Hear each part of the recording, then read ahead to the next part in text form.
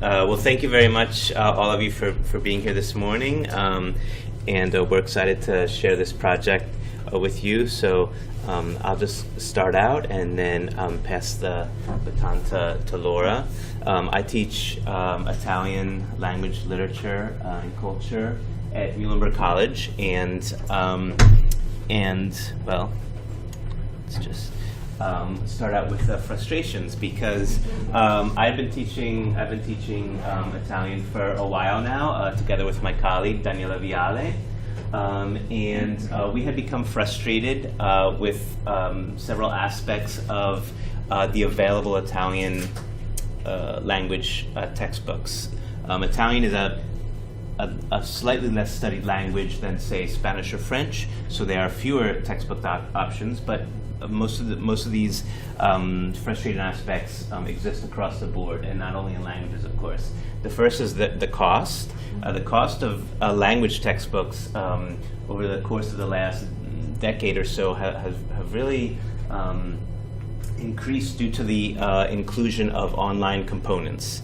So the textbook that we had been using costs about $250, and so that's the textbook with the online component. It's true that it lasts for a full year, so in this case it's elementary 1 and 2, but still it's a very hefty price tag at the beginning of the first semester. Many times these are first-year students when they're also buying all their other textbooks and all the other things that students need when they begin college. So that had to become a major frustration for us.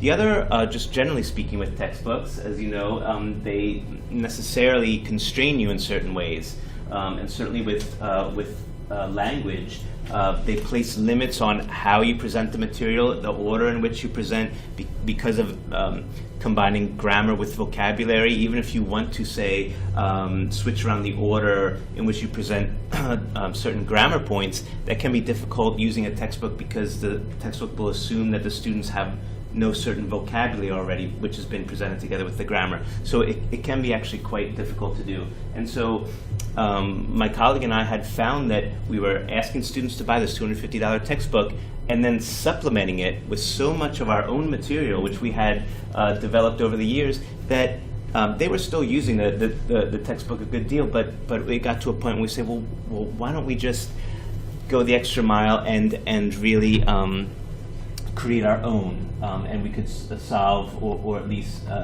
try to ameliorate some of these frustrations. So our main motivations were the following: affordability. As I said, we wanted to. Our goal was to keep the price tag as close to zero as possible for our students.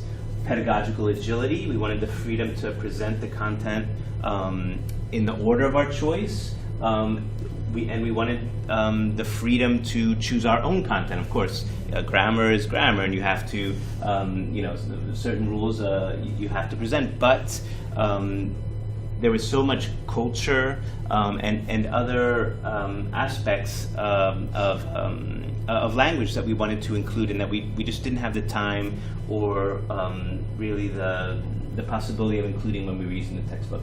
And then we also wanted, after speaking with the digital learning team, we came to realize more so than we had previously how creating our own textbook could really allow us to increase access, not only in terms of cost, but also in terms of differently abled students and different learning styles, etc. So we wanted to contribute to the growth of OERs in Italian, and to make this material that we were developing available to anyone who might want to use it.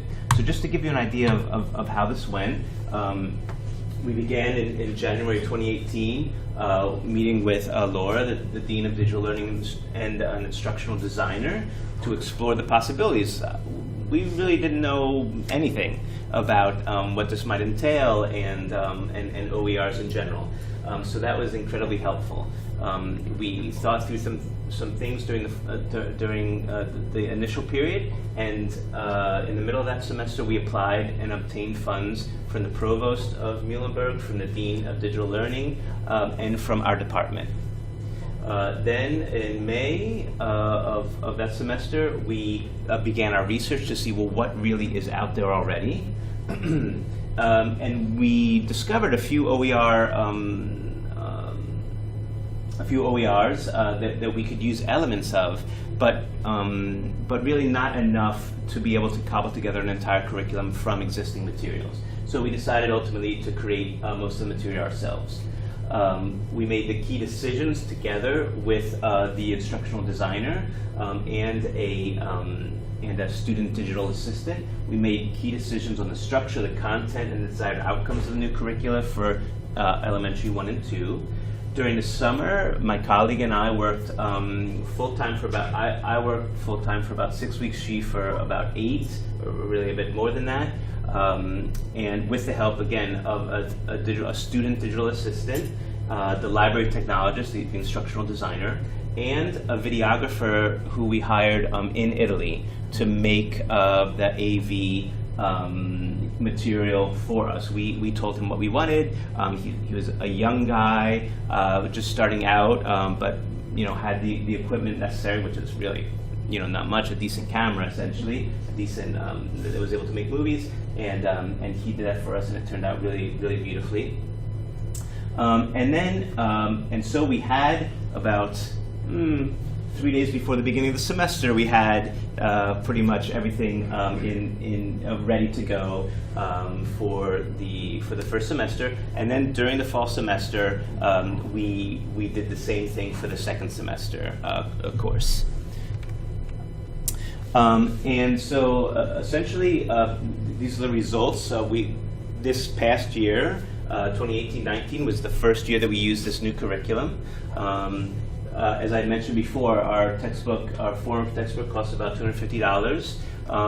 Currently, we ask our students to pay $36.20, and so that's the printing cost of a PDF, a little bound PDF, and then we do ask them to buy 2 video series that are produced by an Italian publisher, which we're still debating whether we want to include that next year, but it was a nice addition. Maybe if we can develop some more AV stuff ourselves, we would even be able to go without that, which would cut the cost even more. We absolutely had the flexibility to approach the learning how we wanted to, and we were able to not only make the course much richer culturally, but something that we found that our students really responded to, and which we were really excited about, is how easily we're able to update the cultural content to keep it timely. So with political events unfolding in Italy, cultural events that are happening, museum exhibitions, local politics, anything, when you're when you're using a textbook, you can't update that, and we were able to find something, that works really well. Use it, new songs coming out, whatever, and the students really responded well to that and really captured their interest. Most of our material is or will soon be openly available on the web with the Creative Commons license. So now I'll turn over to Laura. Thanks, Dan. Yeah, so I'll talk a little bit about what it takes to support a project like this. Before doing that, I want to say that there were some other results from Dan and Daniela's project, and that is that this project really opened the doors to other OER possibilities on our campus. Largely through a lot of support and cheerleading from Dan's department chair, the chair of Language, Literatures, and Cultures, myself, the provost, to really make this project visible as a pedagogical innovation. So we now have OER projects in these other disciplines, all of which, really interestingly, are deep collaborations with students. So in 4 classes, OERs last semester were created with students as collaborators. So that's something that is a little unique about our local experience. The groundwork required to support this project started with faculty development. And at the end of this presentation, I have some links to some of the faculty development resources we provided. This included engaging campus expertise, our own local folks, as well as bringing external presenters in. We brought Robin DeRosa to campus, who is a lead figure in OER, and she helped catalyze conversation. Collaboration has been really key. Dan mentioned our instructional designers, the librarians, but the piece I really want to emphasize are students.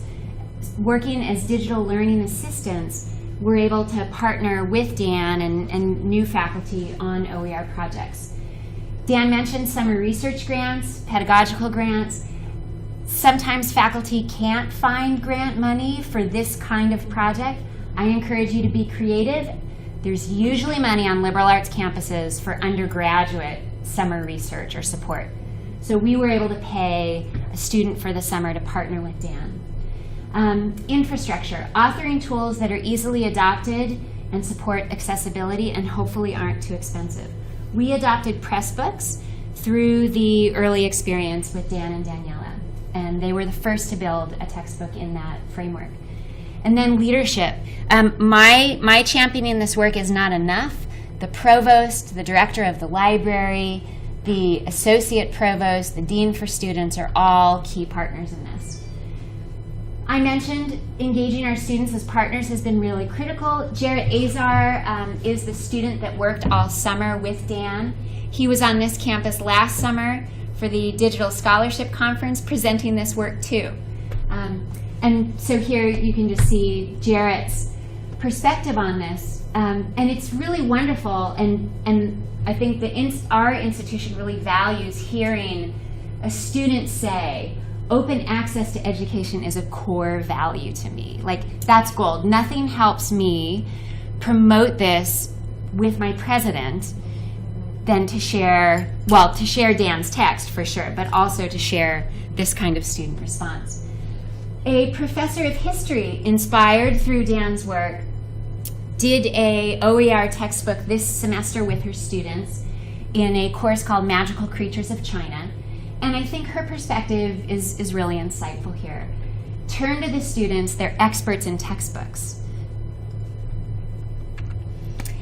So next steps, and I think a key insight that we want to emphasize here, it really requires, after this first initial project to grow the work, collective purpose and core partnerships. So through this experience, the provost has recognized that OER is an important initiative for her staff. So we've got the Associate Provost for Diversity and Inclusion, the Dean of Academic Life, the Library Director, and myself, all now working to understand where OER is situated in wider efforts out of the Provost's office around access, affordability, and inclusion.